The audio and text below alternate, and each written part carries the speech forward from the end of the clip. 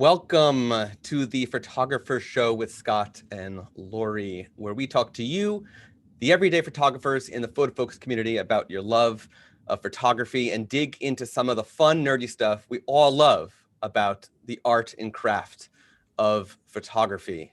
Hi, Lori. How are you? I'm like, unmute. Yeah.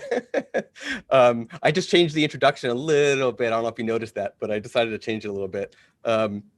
So this is going to be a fun conversation today. I'm super excited for this. For everybody watching live in the webinar, so there are multiple ways that you can interact with us, with me, with Lori, with our guest Sam, who we'll talk about in a second. But for everybody watching live in the webinar or on YouTube, share in the chat where you are watching from. And also, if you experiment a lot with composite photography, because we're going to be hearing a good amount about composite photography, I believe, today. The Photographer Show is presented by Tamron, so be sure to check out instant savings on Tamron lenses for your DSLR or mirrorless camera. Go to tamron-usa.com. And today we are talking with Sam Breach. Welcome to the Photographer Show, Sam. Can you tell us a little bit about yourself? Oh, hello, everybody. My name is Sam Breach. I am British originally, and I've lived in California for just over 20 years. In terms of photography, I have been working as a professional photographer for about the last 7 years, and also as a photo editor. Prior to that, I worked in, I was a 3D artist, and I worked in computer games, and I also worked on movies, including Star Wars and Harry Potter and things like that. And I also worked on commercials when I lived back in London. So that's kind of a short. I live in Oakland, California at the moment. So you did some work for Harry Potter? Yeah, I worked on Harry Potter and I worked on Star Wars. I actually worked on Harry Potter. I actually worked on pre-visualization. So I was actually at the studio in Leavesden before it was even built. It was just an empty aircraft hangar. I was just freelancing at the time, so I wasn't there very long. But it was an amazing experience to see it start from nothing. And all these big pictures. There was a big sketch by a concept artist of Hagrid on the wall. And it was like a giant. I remember walking past that every day when I was going into my office. And I'd see the animal trainers out with their falcons and strange beasts, training those on the aircraft field. Were you allowed to take photos there, or do they have a? I mean, at that time, I mean, this was before people. I don't even know if we had cell phones. Right. Back then. Maybe I had a little tiny non-smartphone, but I certainly wasn't carrying a camera around. Right. I wonder if they allowed it. I wonder. Photography dark ages. I was into photography, and then when I started working, I was, as a teenager, I was into it, and then I started working, and I was more into, being a young adult or whatever it is. Right. Doing what we're supposed to do. Yeah. Well, that's a really interesting history. Like working on two very, very well-known, very popular, iconic movie series. Yeah. Also Pirates of the Caribbean, Lemony Snicket. Nice. I have about 20 movies or maybe 15 movies I've worked on. That's but incredible. Most people have heard of Star Wars and Harry Potter, so I usually mention them. Nice. So for everybody joining us live in the webinar, please, there's two ways that you can ask questions. If you're live in the Zoom webinar, you've got a Q&A section. You can pop that open and ask a question, and we will get to any question that pops up in there. And if you're on YouTube watching this in the live stream, there is a live chat on YouTube that you could ask your questions there. There's no Q&A specific section there, but you're welcome to use the live chat. So let's dive into the first question. Sam, the first question we ask to every guest is, what was your first camera? Well, my very first camera of any note, which apart from like a plastic Instamatic camera, it was this one. which is what I got for my 18th birthday. It's Practica ML5 35mm film camera.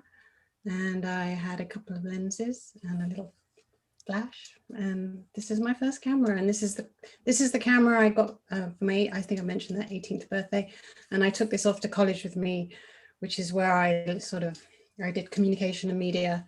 We had a dark room. So that's when I first got into photography. Do you still use that? Nice. I haven't used it for a while, but I keep meaning to, you know, like you do. Right. I have one of those sitting right here. Yeah. A film camera. And so what is your main camera setup like today? I have two Canon 5D Mark IIIs. I have two Profoto B1s and and I have a Cam Ranger, which is one of my favorite things, and a bunch of tripods and, you know, B flats and seamless and Nice. all that stuff. I also have speed lights. I started off using speed lights, so I still have all those. Pocket Wizards. So that kind of goes into what my next question was going to be, was actually your use of light. Are you these days more of a natural light photographer, an artificial light, or a mixture? Because you're talking V flats. You said Pocket Wizard, so that means you've got strobes going on. What's your typical go-to for lighting? Well, you know, I'm more of a conceptual photographer, so I usually have a vision for something, and I use whatever light I need in order to make that vision come to life. So I'm not like, oh, you must use lights. Oh, you must be, you know, natural is bad. You know, it just depends. I mean, light, it's just light. Right. And the secret is like manipulating it or not understanding it enough to be able to use it in the way that you want to use it. For sure. So what's motivating you to create all these images? As we're gonna take a look at a bunch of your images today, and I picked my favorites from your portfolio. There's one I'm going to bring up, but I'm not going to share it. I'll have people go to your website to look at it. But you could tell that you definitely go through a big planning process to conceptualize these from start to finish. So what's your motivation to create all of these art? Well, you know, actually in the pandemic, I got a new sort of enthusiasm. Because I've mostly been working, you know, with clients, etc. And then when the pandemic came along, a lot of that work dried up, which was a shame because it was just like beginning to roll in really well and really nicely. And it was actually because of Laurie's, you know, she was running the Scavenger hunt at that time that maybe some of your viewers know about, a photography scavenger hunt. And I was like, you know, I need something to do. I hadn't taken part properly in quite a long time. I'm like, I'm going to do a scavenger hunt. Sounds like fun. And that just like opened up a whole floodgate of inspiration. And I actually do get very inspired by having a prompt, you know, something rather than a blank, you know, having some kind of restriction. That really inspires me. So I like to have a purpose. And then I also like in reaching that purpose, I like to think out of the box or see how are these different ways that I can approach this word or whatever. So I realize now that's really important to me to keep that going because it helps me generate content and practice things and play. And in doing all those things, then I'm always improving my photography. And then I can work better with clients, you know, because when I get to them, you know, and I see what's available to me in terms of light and backgrounds and situations, I can look around and I can more quickly work out, you know, the best way to take that photograph of them in the moment. Right. Cool. So you offer conceptual portrait work that is quite stunning. And you also offer branding portraits, which are also very well done. So I'm wondering if you can share, there's definitely some crossover between the two because your creative mind, you could tell, goes into the branding work that you do. You plan out everything. So I'm wondering if you could share what the difference is for anybody who's watching who doesn't understand what the difference is between the two, and just a little bit about the work in general. Stuff for yourself, stuff for projects, stuff for clients, things like that. Well, in showing, in talking to a client, whether they're a private client that wants something for their own personal use, or whether they're a business client who wants something to represent their brand, the important thing is getting out of them who they are or what the essence of them is. So, what makes them feel comfortable, what things they like around them.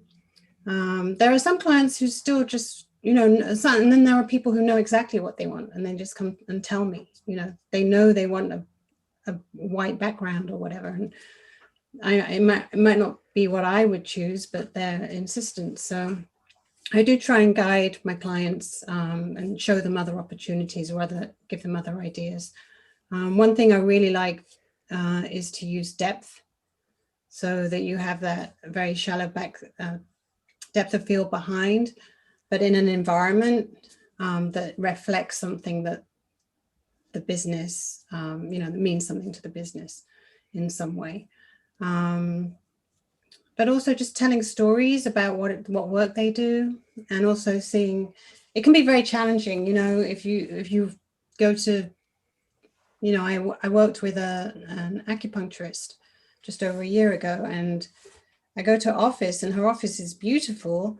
But where she actually does the work is just a dark room. So, and I have had this same issue with massage as well. Right. It's very challenging to photograph in those small spaces that are very cozy.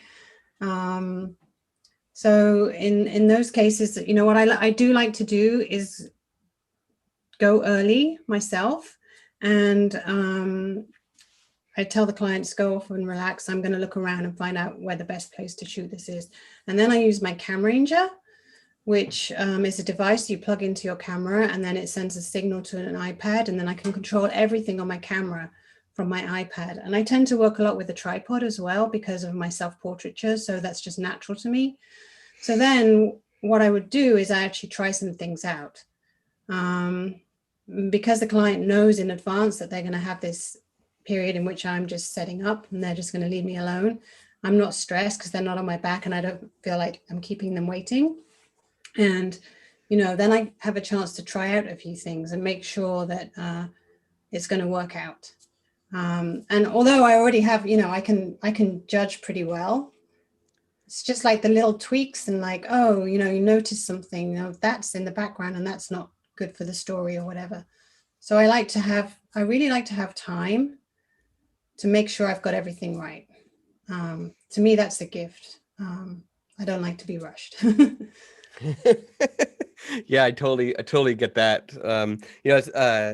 From a personal perspective, lately I've been doing a bunch of proposal sessions where, the one of the people from the couple will contact me and say, I'm about to propose to my spouse, and this is where I'm going to do it, and I'd love for you to photograph it, blah, blah, blah. And of course, it's one of those things like, this is one of those things where you feel rushed no matter what, because it's like, there's a moment, exactly when it's happening, sort of, where you need to be, but at the same time, if you're not on par, you miss one of the most important, moment of these people's lives. So me as the photographer, I go through the whole planning process way ahead of time, where I'm scouting on Google Earth. I'm doing, street view. I'm scoping out using different apps. Do you use the time of day? The time of day. Yep. Yeah. So going through all of these different things to plan it all out for literally something that's 10 seconds long, right? And Yeah. So like that's the only way. It's the only way that you can take away that feeling of being rushed. Is to go through that planning process, and still things things don't always work out as you plan, of course, but that's part of being professional, figuring out how to adjust. Yeah, I did. I do the same thing. I had a shoot on Saturday that was a rush, but it wasn't like I had to take it like a certain moment. But I did the whole thing. I scoped it out on Google Earth. I thought that there was this tree that would give me shadow and it would be great. But when I got there, I was like, oh, it's not quite exactly how I imagined. So then you have to quickly think on your feet and just go with whatever you do have. Yeah, one of the proposal sessions I had was at a beach in New Jersey, and on Google Earth and in Street View and everything, there was a beautiful big tree for me to hide behind and not be seen. And I get there and that tree was removed. So that was like, okay, now I'm at like a public beach, very wide open. Where am I going to hide? I wound up hiding. I was down on my knees next to a bush, next to a public restroom that was along the boardwalk. And it worked out. It worked out. But that's one of those things, like you plan to hide behind a certain thing or be in a certain angle, and then something gets in your way. You got to figure it out. So. Do you use a very long zoom lens for that? Yeah, so I'll just use a 70 to 200 f4. Okay. If I need to, I'll throw on a 2x extender, but I'd rather not if I can avoid it. But I also have, the camera I'm using is high resolution, so I can always digitally crop in if I need to as well. So it's worked out for, just staying in that range. So, so just to take a short break, just remind everybody that PhotoFocus has launched its own community. Head over to photofocus.com and click on the community link in the menu to join the exclusive conversations and events. And of course, as I mentioned earlier, you can ask questions. There's a Q&A section in the Zoom webinar. And also if you're watching live on YouTube, open up that live chat and you can ask questions there. Lori and I are monitoring that to be able to ask Sam questions in the end from you. Okay. So before we dive into a bunch of your photos, I have one more question for you. Okay. So how much, because you do a bunch of composite work, how much of your work is composite versus doing everything in camera? So this is where I mentioned earlier, the one photo that really stood out on your website, but I want people to go look at it themselves, is the how I fell into the toilet photo. You talk about it on your blog too. It's so perfectly composed, right? You actually can't tell. I mean, you know that it's a composite, but at the same time, it's so well done, you can't tell it's a composite. Right. So, so I want to know how much of the work is done in camera, planning wise, and actually, during the process, but versus how much is, quickly done in camera and then taken right into Photoshop or wherever. Well, that's a really interesting question, because I think a lot of people think that I mostly do a lot of composites, but in actual fact, that's not true at all. I actually prefer to get as much right in camera as I can. I really don't like separate backgrounds. I like to shoot in the environment. I really, it's too hard. It's too difficult. I don't want to spend my time getting rid of all those hairs or, painting them all out. It's boring. But the amount of time you spend setting up backgrounds, and I'm speaking from the last scavenger hunt that I was in charge of, was straight out of camera. There was no editing allowed.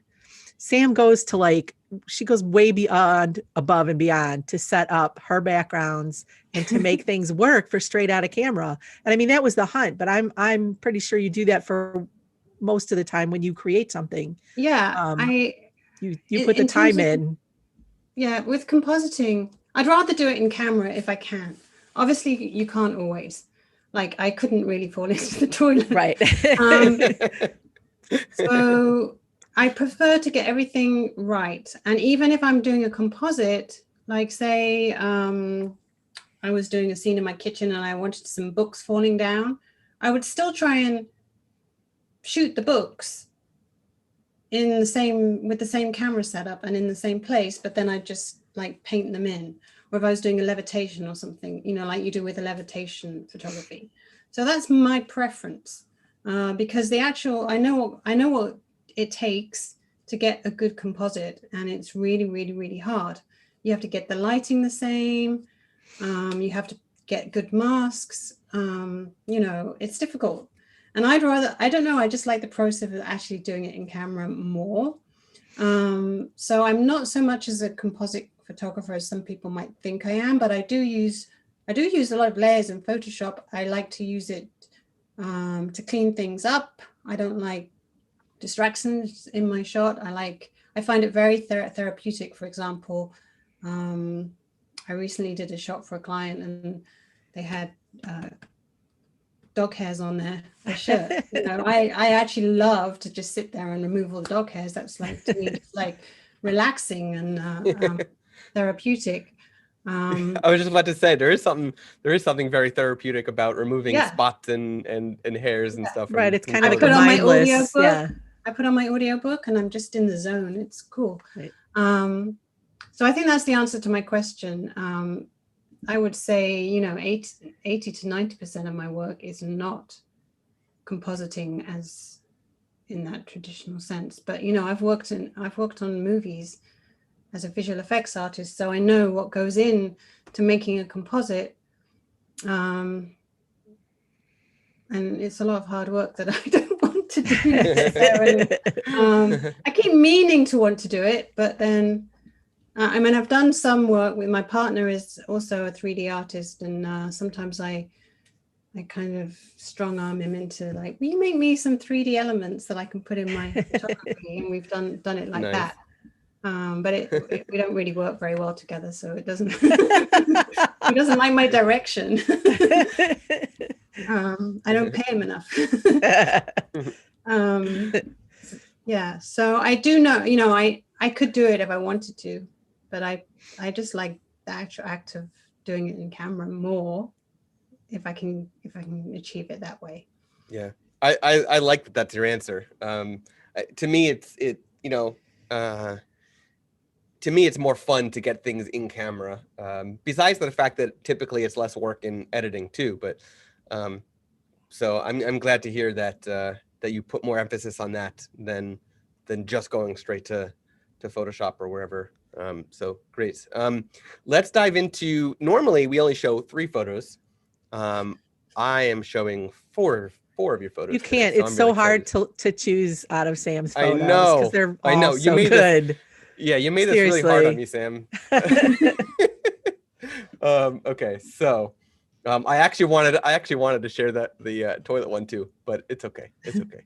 Let's let people go. They can look for it themselves. They can look for it. I just thought it was a silly one.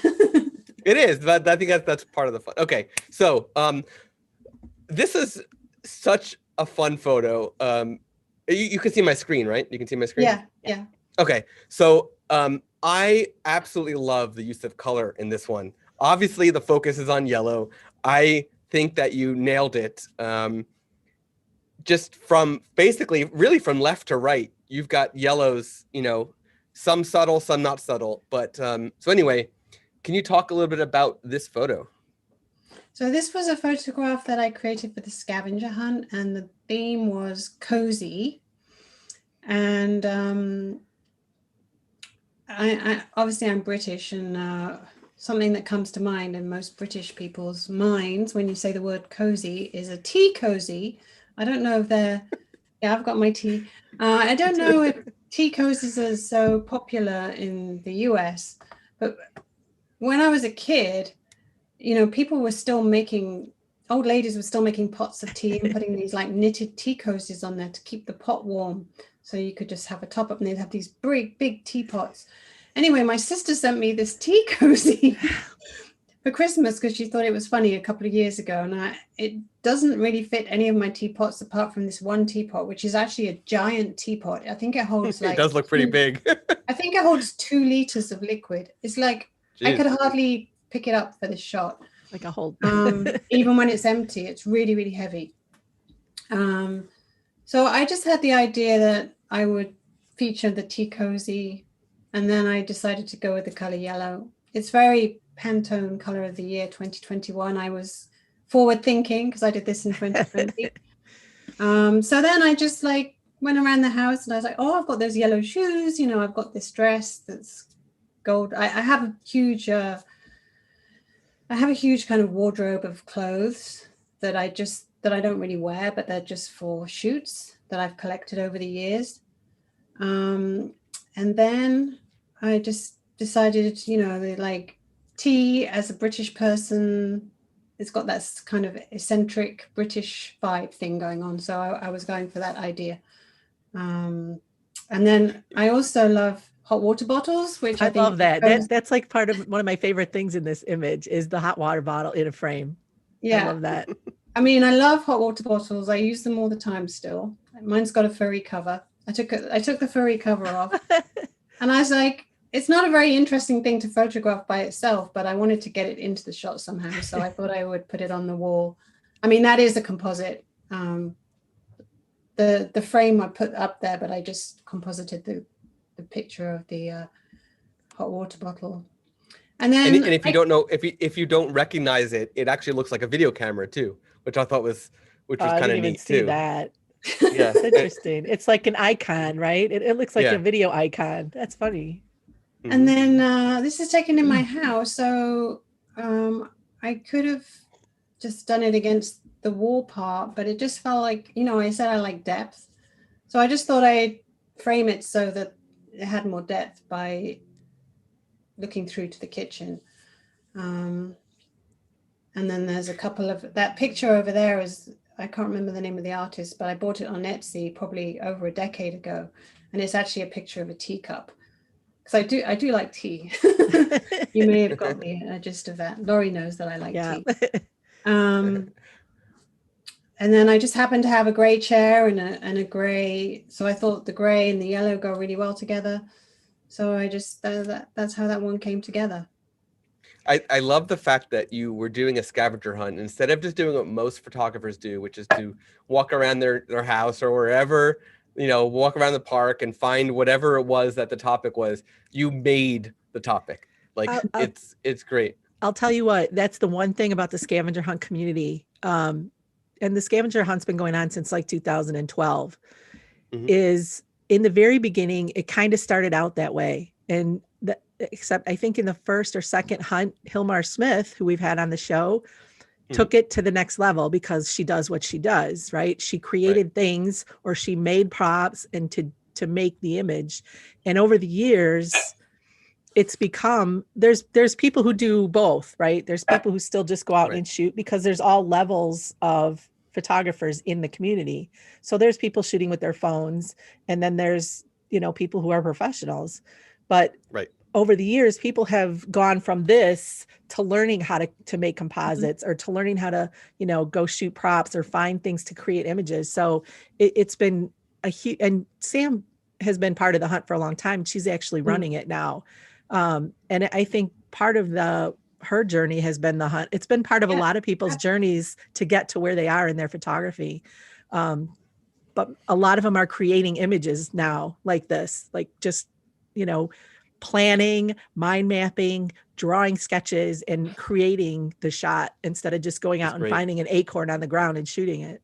Right. Yeah. I mean, the first hunt I joined was the hunt number 3, and I did exactly the scavenger thing of going around and taking pictures. I did I guess I was slightly conceptual with one of them. I took a picture of my partner in the bath. I made him get in the bath. I want to take a picture of you in the bath, So I was kind of, my mind was working a bit that way. But then when I saw the results, I'm like, I could have done this. So I mean, that was number 3, and then I entered number 4, and I just went for it, and then I won the 4th one, and it was much more conceptual already by then. And then that's when I first worked with a model. So I was scared of shooting other people that I didn't know before then, and now look at me, that's no problem anymore. It's great how something like the scavenger hunt was able to amplify your photography in the way that it has. Obviously there's other factors that have gone into it, into how you've built what you've built, but it's also obvious that from the way that you're talking, and even now that you're running it, the scavenger hunt has really made a big impact on your photography career for some time now. So it's pretty incredible. Absolutely. Yeah. So speaking of working with other people, so here's another great photograph. I just what caught my attention first was the immense amount of green next to a really beautiful skin tone. But then when you start digging in, you see different types of plants, and you see the butterflies, and you start seeing things that you don't see when you first take a quick peek at it. So that's what caught my attention on this one. So you want to talk about this? Oh, so this was done for a flower shop called Pura Vida. Unfortunately, they no longer exist. So I'd been talking to the owner for quite a while because I wanted to work with her on something like this, creating some kind of adornment for a character. So it was a collaboration really that we came up with this. And the florist, this is her sister actually that came to model for us. And this was shot in my studio. Very simple lighting setup. It was a while back. I think we just probably had 1 or 2 lights and a dark background. And then I think the smoke was probably composited in later, and the atmosphere. So Yeah. how are the plants on her? So she made these like epaulettes, she called them. Okay. So they're like a sort of half teardrop shape. Right. And then we attached them. Oh, okay. It was So they just kind of. Yeah, it was a little bit precarious. And she actually gave me one of these afterwards, and I still have plants growing from this. Cool. It's probably 4 years ago since I did this one. There's quite a lot of cleanup done, for example, those are just those very cheap plastic butterflies. So, you have to paint out the plasticky reflections in the body and things like that, just so that they look real. And then we used some tulle around. This is just wrapped around to give a very soft, romantic look. Yeah, it definitely has that romantic feel to it. This is one of the first that caught my attention when I was going through your portfolio. I love this photo.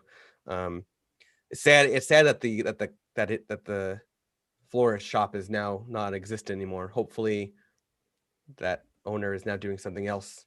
Yeah, I think she moved on to something else. Good. Yeah, it was before the pandemic. It wasn't a victim of the pandemic. So yeah. Speaking of pandemic. Good segue, Sam. I've come to enjoy, because I've had the chance to do similar, pandemic portraits where, your subjects are wearing masks as well.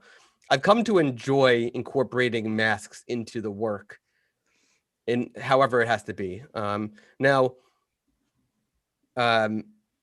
This is it looks like it's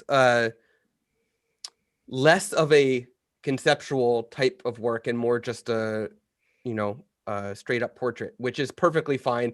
Not saying anything about that as a negative thing. And I think that the way that you incorporated the whole princess vibe with the masks, and even looks like the one girl by the tree, the stick or whatever she's holding is even holding up the mask in a way, kind of like right, glasses, right. Yeah. So I know there was some planning going into this. But what caught my attention right away was pandemic portrait. It's not too often, especially on this show, at least, we haven't really shared much of pandemic portraits. I don't think any. So this might be the first. So that's what caught my attention, and that's why I wanted to share this one, that you can make something beautiful with people wearing masks. So that's all I have to say about that. Do you want to talk about this one? Yeah, so this was a commission by a client. She's one of my repeat clients. She's amazing, and she always has great ideas, and she actually knows what she wanted this portrait taken at this spot to remember. She likes to have things to remember certain times in the year. Actually, the children were allowed free reign to wear whatever they wanted. So it was up to them. They chose to dress up that way. So I didn't have any say in that. And also they were also not not really following my orders. As children do. Well, actually, that's not true. The older one, she was quite adamant. She knew what she wanted to do.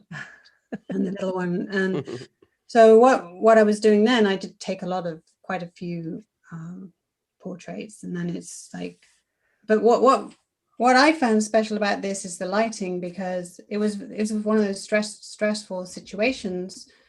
It's a deck and it overlooks this like really steep gulf down into a sort of valley, small valley, and there's these big redwood trees behind, and there was that like bright sky, which I was wishing was just all covered in trees, but it wasn't.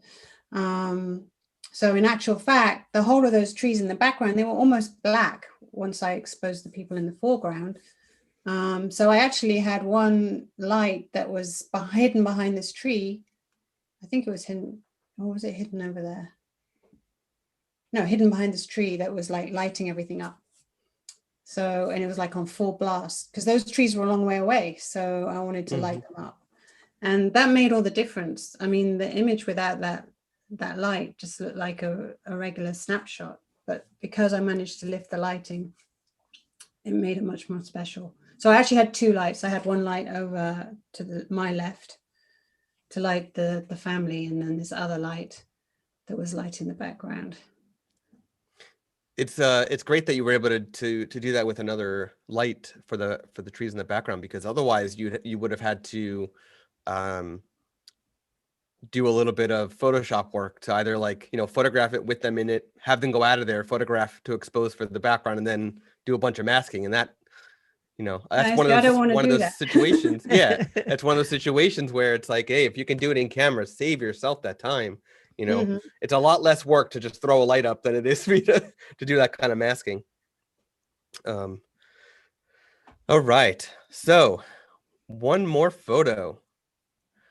This one might disturb a few people. It might. You need a warning on this one, right? It's funny, like the threading in the mouth. When I first saw this, I was like, oh, that's so cool. And like you zoom in, you're like, oh man, that's like, it looks, so real. And then I see the one coming out of the eyeball. I'm like, whoa. When was there needle coming out of the eyeball? Like, I didn't see it at first. I don't know how. Like my eye went right to the mouth first, probably because there's more interesting.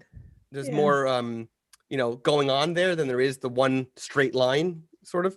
Anyway, so I thought that was interesting. But yeah, when you zoom in on this, it's amazing how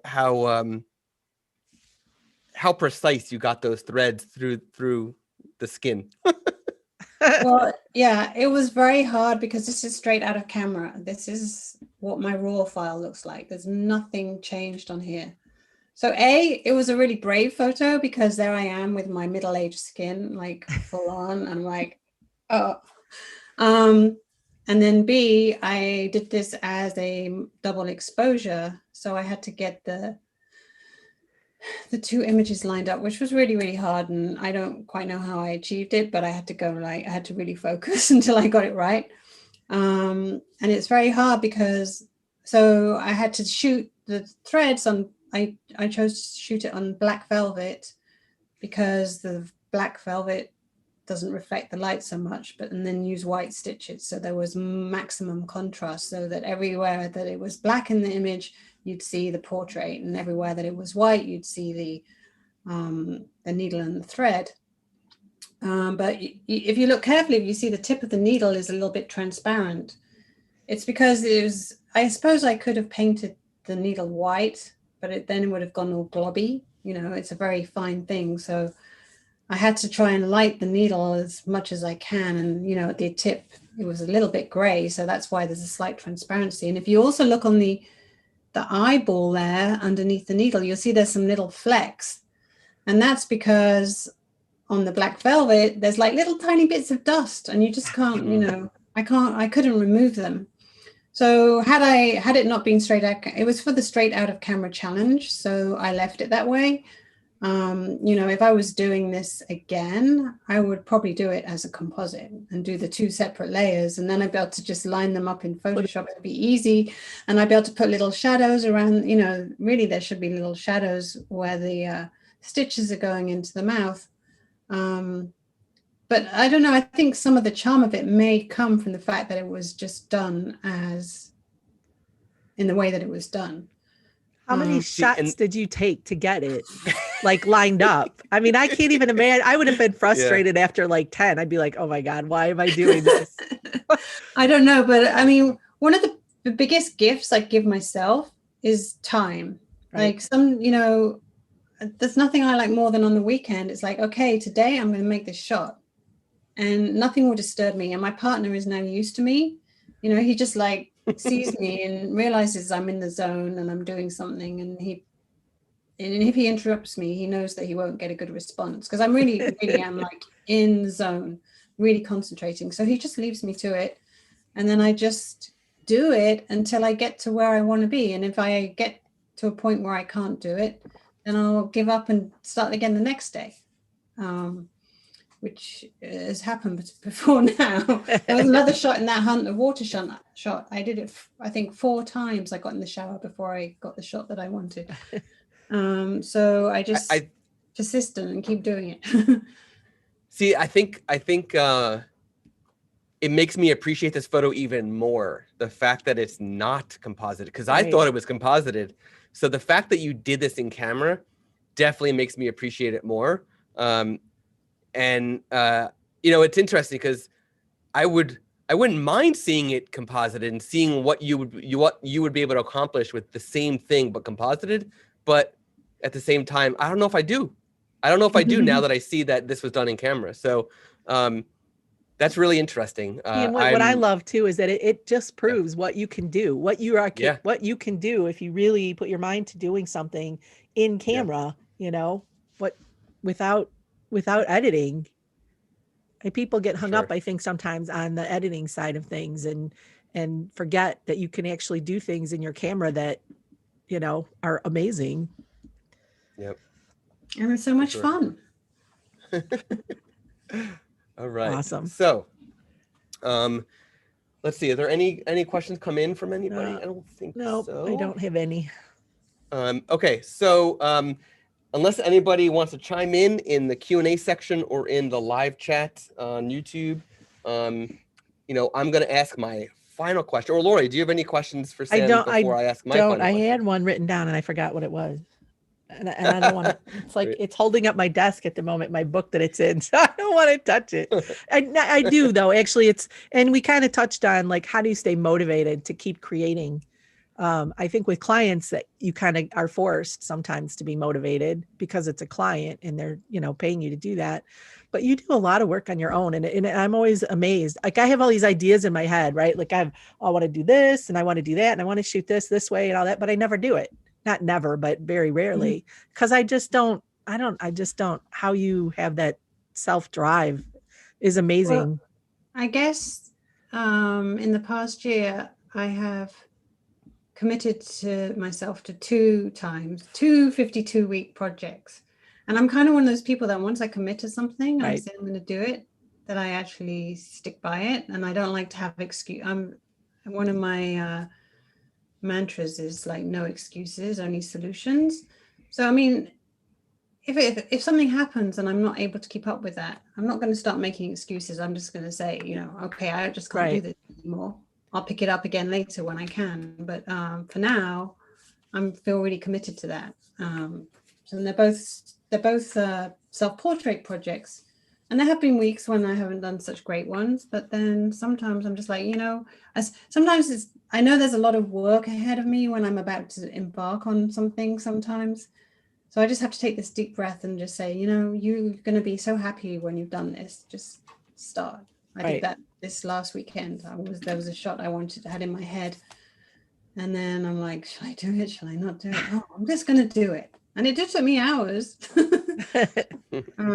But I was happy at the end of it. So it makes me feel happy. Right. To play, it's playing and discovering and learning, and at the same time improving my craft, which is invaluable to me. Yeah. For sure. So can you share one tip for photographers about a technique or about a piece of equipment that you think everybody should be aware of? Well, I think I'm just going to go back to exactly what I just said. Play. I think play is the most important thing. If you're not playing and trying things out in your own time, then you're never going to advance as a photographer. So that's really my biggest tip. Take time, give yourself a gift of time to play and have fun and discover and explore parts of your camera and like the process of making photographs that you don't maybe understand fully, and be persistent with it. You know, don't give up at the first turn. If it doesn't work, if you get frustrated, if you whatever, take a deep breath, let it go for a minute, and then the next day or the next weekend or the next time, pick it up and try again. And slowly you'll learn these things, and it'll be amazing because you'll get more confidence as you do that. So that would be, yeah, keep playing, everybody. Have fun. Awesome. Excellent advice. Definitely. All right. So I don't see any questions coming from anybody. I wish that people were asking questions. Why are you not asking questions? So since there's no questions, we are going to wrap it up. So thank you, everybody. Oh, I do have one question for you, Sam. So you're now running the scavenger hunt. For anybody who is interested in joining the scavenger hunt, can you share how they can get information about that? I'll put the link in the chats too. So. Okay, because I'm just like, what's the link? No, I'll grab it. Yeah, so we just started a new round 31. It's called our Make Magic round. I'm really excited about it. It has now closed for entrance, but if you only just closed. So if somebody really wants to get in, because it's super exciting and there's still plenty of time. I think the deadline is April the 25th. If you still want to get in, reach out through the website link that Laurie's going to give you. You can also find it on Facebook and Twitter, Instagram. So if you can't find the link, then you can find it on social media too. Yeah. So just for anybody who's watching on YouTube who's not in the live chat, it's scavengerhunt.photography. And then you can go over to the subscribe section from there. Right. To join in. Cool. Yeah. Great. And then of course you can find Sam's website at, this is an easy one, www.sambreach.com. BREACH. SAMBREACH.com. Perfect. All right. Awesome. So thank you everybody for tuning in to the live stream, to the webinar, and thank you to everybody who's watching afterwards. Until next time, this has been The Photographer Show.